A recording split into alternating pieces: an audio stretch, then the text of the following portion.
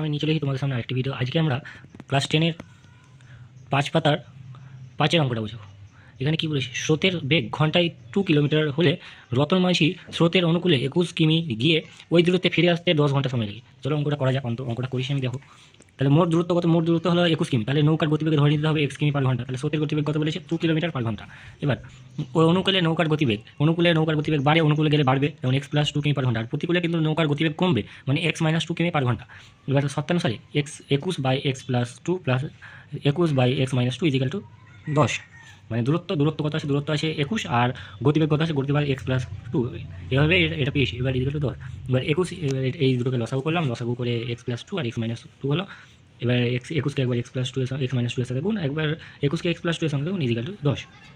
এবার এইভাবে আমরা এই দুটোকে গুণ করলাম, গুণ করে এগুলো হয়েছে প্লাস 42 আর মাইনাস 42 কাটাকাটি হয়েছে। X x x a plus b into a minus b কিসের ফর্মুলা? এ স্কোয়ার মানে বি স্কোয়ার, এ স্কোয়ার মানে x square minus b square মানে 2 এর স্কোয়ার মানে 4 ইজিক্যাল টু 0 10। এবার কত?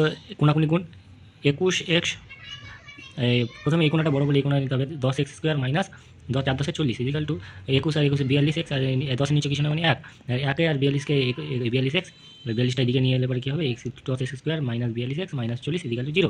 এবার এখান থেকে যদি আমি 2 কমন নিয়ে তাহলে 5x square minus 21x minus 20 equal to 0। এটা হবে আমাদের সমীকরণ, এটাই উত্তর।